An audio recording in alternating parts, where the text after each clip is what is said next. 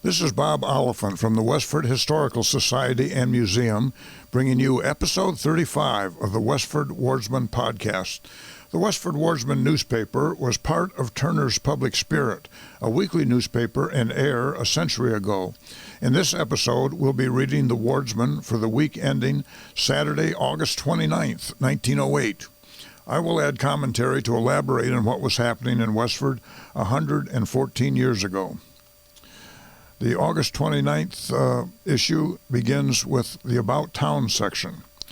Reverend William A. Cram, who will be remembered by our older citizens as pastor of the Unitarian Church nearly 35 years ago, died at his home in Hampton Falls, New Hampshire, Friday, August 14th. Reverend Cram was the pastor of the First Parish Church Unitarian in Westford from 1872 to 1876, and he was born in 1837. Reverend Cram is survived by his wife, Mrs. Sarah Blake Cram, two sons, Ralph Adams, an architect of Boston, William E. A., a naturalist, and one daughter, Mrs. Edward J. Brown of Hampton Falls. He was a cousin of Jacob A. Cram, at one time principal of Westford Academy. That was in 1859 and 1860. His son, Ralph Adams Cram, who was born in 1863 and died in 1942, was a prolific and influential American architect of mostly collegiate and ecclesiastical buildings, often in the Gothic Revival style. Cram and Ferguson and Cram, Goodhue and Ferguson are partnerships in which he worked. Together with the architect Richard Upjohn and artist John Lafarge, he is honored on December 16th as a feast day in the Episcopal Church of the United States. Cram was a fellow of the American Institute of Architects. Some of the many things that he worked on were the U.S. Military Academy buildings at West Point, the Cathedral of St. John Divine in New York City, and the First Unitarian Society Church of Newton. The material I just gave came from his Wikipedia article, which is quite lengthy and quite interesting to read. He was really a very accomplished architect. And so it is the Westford team again, is it, that won against the Shirley team last Saturday in the baseball game for a purse of $100 by the score of 8-2. Well now, don't that beat all? No, I don't think it does, because nothing ordinary can win against the Westford boys, don't you know? This ends the series of 3 games. The Westford team, having won the first 2, have won the purse. They will go to Milford Saturday, August 29th, and endeavor to untie the tied game of 2 weeks ago. Charles Cross, the popular conductor on the Stony Brook Railroad, scooted up the Lowell Road last week in his auto. He was out on a foraging expedition for green goods of the type evolved in the farmer's garden. His order sheet was satisfactorily adjusted at the Bannister Farm on Lowell Road. A large number of citizens attended the firemen's muster in Lowell last week, Thursday. Among those was George H. Hartford, who for many years was a member of the famous Torrent Company of that city and took part in the contest when the Torrent Company established a world's record at Lynn, August 25, 1876, by running and laying 1/2 mile of hose, the official time being 2 minutes, 19 1/4 seconds. On September 25, 1875, this same hose company won in a contest with 16 other companies, the official time being 2 minutes, 37 1/2 seconds. Among others who attended was Edward W. Abbott Hose Company at Westford Center. John A. Taylor has entered the tennis tournament at Chelmsford Center this week. This tournament includes a large and flourishing club at Chelmsford. Fun and close games have thus far been announced. At the Christian Endeavor meeting next Sunday evening, Miss Loker will lead the meeting, taking for her subject Cyrus Hamlin and his missionary work in Turkey.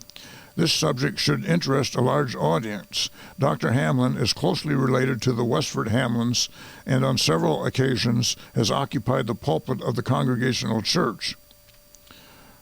Cyrus Hamlin was born 1811 and died in 1900, and was the founder and first president of Robert College in Constantinople.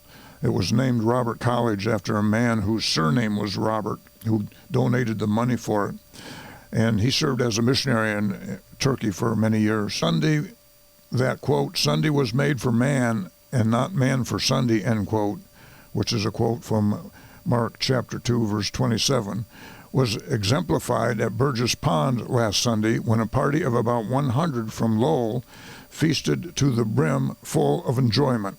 A clam bake with all the essentials that necessarily loiter as an annex to such family associations. Charles W. Edwards, who resides at Edwards Corner, Brookside, has been appointed teacher at the Nabnasset School. Deacon George Barnard of Hopkinton, New Hampshire, is visiting Eben Talents on the Stony Brook Road. Eben is a nickname for Ebenezer. The next section is entitled About School. After thoughtful consideration of the urgent appeal of petitioners against closing one of the schools and against transportation, the school committee have decided to grant the request of the petitioners, and some wisdom and vast areas of technical knowledge will continue to be set before the scholars at the Stony Brook, Nabnasset, and Minot schools. This decision of the school committee was the peaceable conclusion and solution, and the committee are to be thanked for waiving their own personal judgment and predetermined action on this question and letting the people have what they want, even if it lacks in value and efficiency what was proffered them by the committee. Now we have a $15,000 schoolhouse, he's referring to what we now call the Frost School, and newly furnished on our hands. No taxpayer objected to building it. Every taxpayer knew that this new 4-room building meant transportation, and still nobody objected. But the moment the school committee point the finger of execution at the plan the town has already acquiesced in, up and on come remonstrants like a host in ambush. If the building of this new schoolhouse by unanimous consent with the predetermined thought of transportations, which was unanimous, and then after we have run ourselves in debt up to our elbows to carry out these plans, we conclude to petition ourselves out of our carefully and unanimously laid plans. We have been busy building schoolhouses, then we sell them. We build others and say now we will condense. After expensive equipments have been secured to condense our systems of education. Thus we determine that we will have nothing to do with such a system. If these transactions are wisdom, what would folly look like if it were pictured out?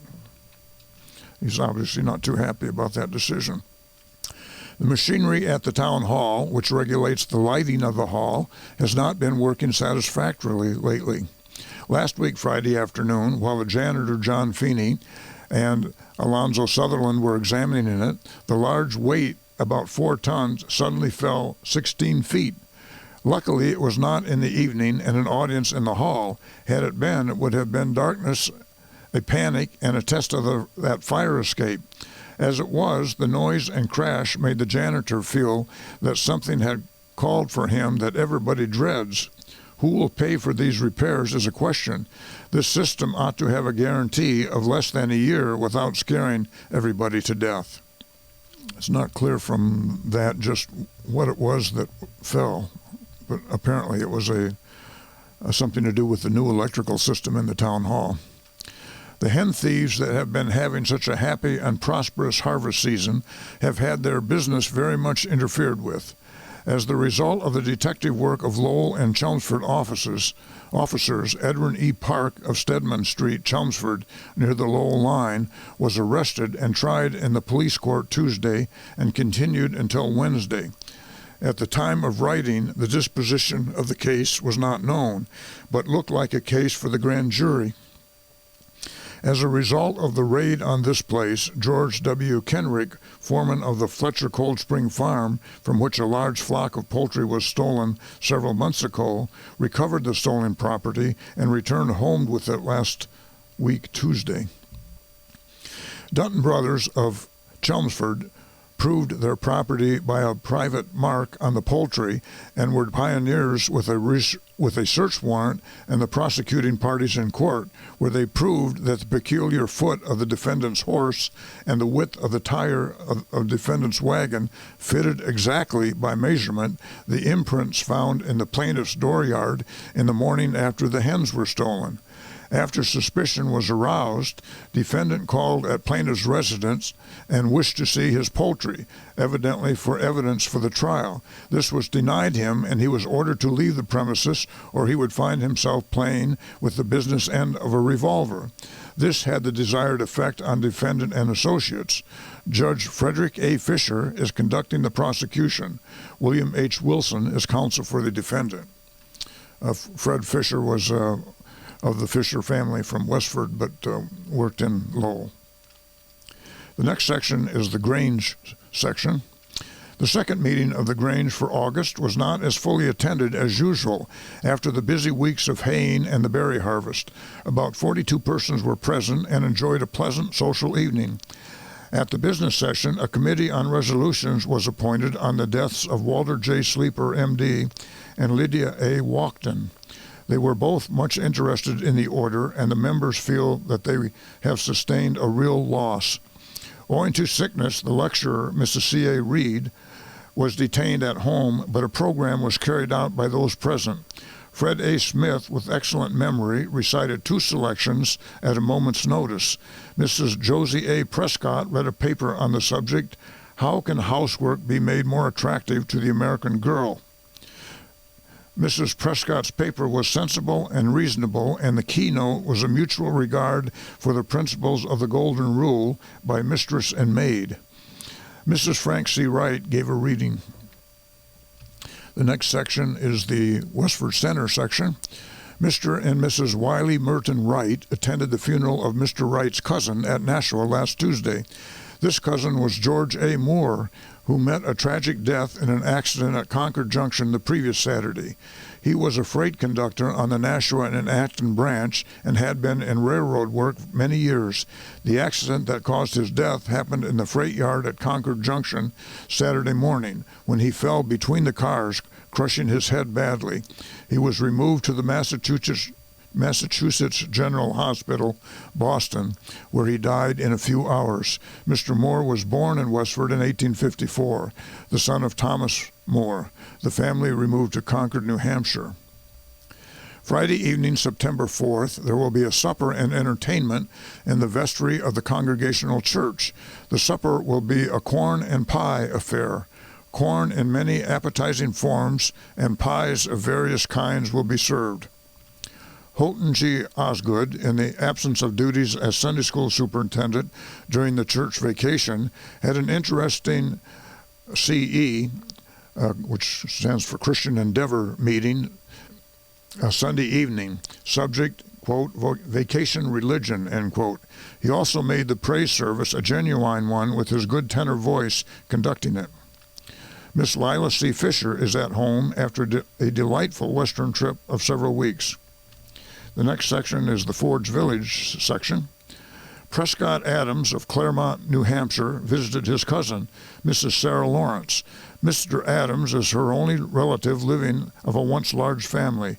Mrs. Lawrence celebrated her 95th birthday very quietly last Sunday. Although very lame, she has retained her faculties in a remarkable degree. She is fond of reading and is well posted on the current events of the day. She takes a great deal of interest in the affairs of our country, noting the progress that has been made since her childhood. She has one daughter who tenderly cares for her and helps make her declining years of comfort and happiness. Mrs. Joseph Bennett and little daughter Ruth have returned home after a vacation spent with her parents, Mr. and Mrs. Vicker, at Stafford Springs. Reverend Paul G. Favor of the Congregational Church, Littleton, assisted by a male quartet, of which he was one, held services on the shore of Forge Pond last Sunday afternoon. There was a large attendance from the cottages and from the village. There will be services tomorrow, if pleasant. Forge Pond was sometimes used by local churches for baptism services. W. Finch, a guest of Mr. and Mrs. V. A. Small at Pine Camp, recently caught a pickerel weighing 4 pounds 4 pounds from Forge Pond, the largest catch of the season. Mrs. Wilson, while shopping in Lowell last Friday, was taken suddenly ill in one of the stores and was removed to the Lowell General Hospital. She is unable to be brought home. Dr. Lucy Appleton of Boston is at Lincoln Cottage for a much-needed rest after a serious illness. The next section is called Reunion, and it's a fairly lengthy article on the Spalding Light Cavalry Association's recent reunion. The Spalding Light Cavalry Association, which is now an incorporated social organization, held its first social reunion at Namnasset Pond on Thursday, August 13th. If ever the old saying was true, quote, that all roads lead to Rome, end quote, even thus was it true in this modern day and special occasion, that all roads led to Namnasset Pond, whether one came by electric, steam, or horse, and why not? The day was inviting, the occasion rare, locality inspiring, and the Nashua Military Band was a cheerful annex. The forenoon was largely preliminary, handshaking with old associates and the annual business session. Dinner was served at 1:30, followed by the usual fraternal greetings. Captain Sherman H. Fletcher, as of Westford and operator of the Wright and Fletcher General Store on Main Street in Westford, as president of the association, gave the opening address of welcome, congratulations, and reminiscences, speaking as follows. And I guess this is a quote, although it's not put in quotes. As the president of the Spalding Light Cavalry Association, it is with great pleasure that I welcome the members and their friends here today and congratulate you on the successful reunion we are having. Perhaps it may not be out of place for me to explain the object of our association. Under the bylaws of the troop, the trustees were authorized to take possession of all money and property in case of disbandment and to organize a veteran association. This has been done, and the association has been incorporated by the state under the name of Spalding Light Cavalry Association. The charter granted reads that it is for the purpose of extending the bonds of friendship among us and to create and foster a spirit of good citizenship. We are doing the first part today. Now the words and good citizenship mean a good deal to this association for its success in the future, and we must set out our standard high so as to get the goodwill and moral support of the public, or otherwise it will be a failure. With all the pleasure of this reunion, there is a touch of sadness to me, and I know all the other members feel as I do, in looking back for over 40 years and in not seeing the faces of many of those whom we have been associated with. I was 17 years old when I joined the troop. How well I remember good old Captain Roby, the first commander, and how kind and fatherly he was to us boys. I believe Captain Roby was from Chelmsford. Not a strict disciplinarian, but just the kind of a man our fathers and mothers felt safe in letting their boys enlist under him. There was Parkhurst of Chelmsford, who was first lieutenant, but died soon after leaving the company. There was Frank Calvert of Westford. I believe he was the Frank Calvert of the Calvert and Sargent Company, teamed with Charles G. Sargent, who opened their business in 1854, and Calvert was with it until 1862 when Sargent bought him out. Calvert, who was orderly sergeant at the outbreak of the Civil War, he was in Alabama, and he made his way north, reaching Washington, and enlisting in the old 6th Regiment in the defense of the national capital.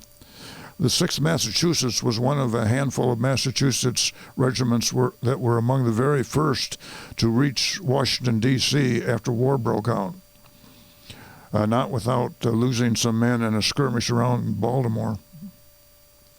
Dr. Levi Howard of Chelmsford, assistant surgeon, one of the best old-time physicians around here. He visited hundreds of families in their days of happiness and in their days of sorrow and distress, dealing out comfort and kindness as well as medical aid. Butterfield, the commissary, a most conscientious worker. Alan Cameron of Westford, one of the most whole-souled and generous of men, loved by everybody, a native of Scotland, but a loyal son of his adopted country. Kittredge, first lieutenant, whom everybody liked. Shaw, captain, who held many important state offices. Layton, a most excellent drill master who came to an unfortunate death. Beard, the adjutant, a very methodical and correct man and clerk for many years. Laflamme, a veteran of Civil War, a most genial fellow. Richardson, who was the mayor of Lowell and a most delightful companion. And so I could go through the rank and file, mentioning many who occupied prominent and influential positions in the community. We must confess we feel a little proud that we knew and loved them.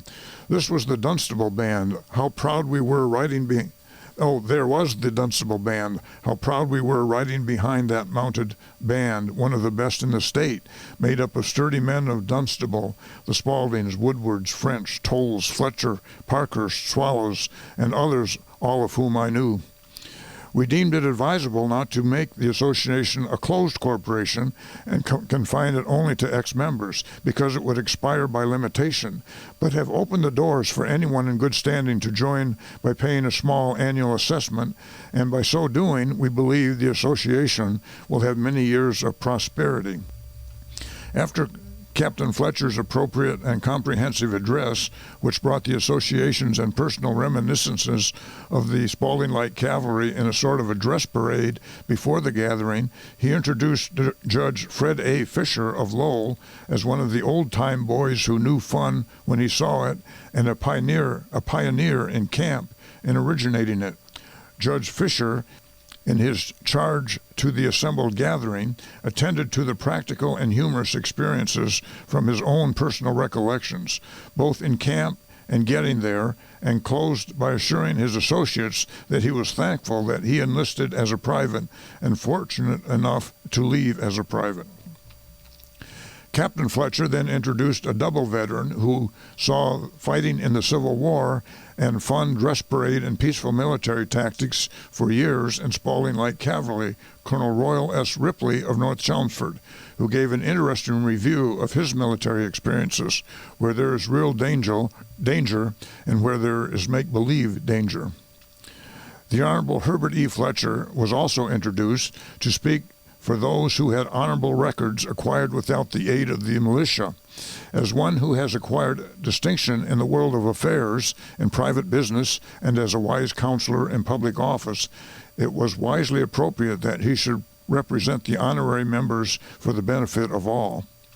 Samuel Thompson Blood, the humorist and impersonator of the Spaulding Light Cavalry, was introduced, who in turn introduced himself in several of the many humorous aspects in life.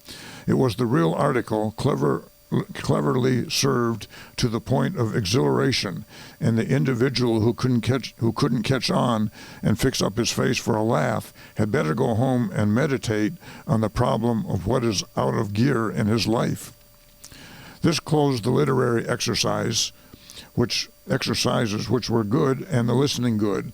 Other features were a ball game between a picked nine from Westford and Chelmsford, won by Westford 10-2. High jump won by Edward M. Abbott of the Board of Selectmen. Broad jump won by Walter Gaudet. 100-yard dash won by Harry Hartford. These are all elderly men, so it was probably pretty entertaining to watch those athletic competitions. At the annual meeting, Captain Sherman H. Fletcher was elected president, Lieutenant Edward Fisher, Secretary Charles E. Bartlett of Chelmsford, Treasurer, Captain Horace W. Wilson of Carlisle, Vice President, Lieutenant Edward Fisher, Westford, Lieutenant W. Quigley, North Elmsford, Lieutenant Everett C. Williams, Groton, Caleb L. Smith, Lowell, Standing Committee. That's the end of that section on the Light Cavalry Association. The next section is the Graniteville section. William R. Taylor of the office staff of the Abbott Worsted Company is now enjoying a well-earned vacation at Beechwood, Maine.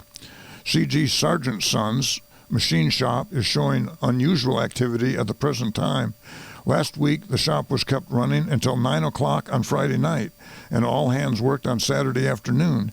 This overtime will at least be kept up for 2 or 3 weeks, or perhaps longer. Mrs. W.H. Sherman, wife of Dr. Sherman, has recently returned from a pleasant visit spent at her parents' home in Damariscotta, Maine. Wesley O. Hawks, with his granddaughter, Miss Hazel Hartford of Westford, has been spending a few days visiting relatives in South Deerfield and Ashland.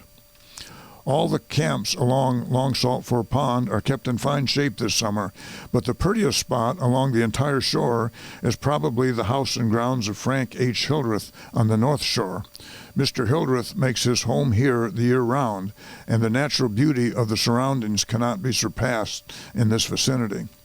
I believe he lived near what is now the town beach on the North Shore of Long Salt Fort Pond. The next section is entitled Accident. Thomas Ledwith, while working about a derrick at the quarry of L.P. Palmer Monday morning, got his right hand accidentally crushed between two large pieces of granite, cutting the index finger off at the first joint and smashing his hand very badly. Dr. W.H. Sherman attended the injured man and dressed his wounds. Mr. Ledwith is resting comfortably at present, though suffering severe pain.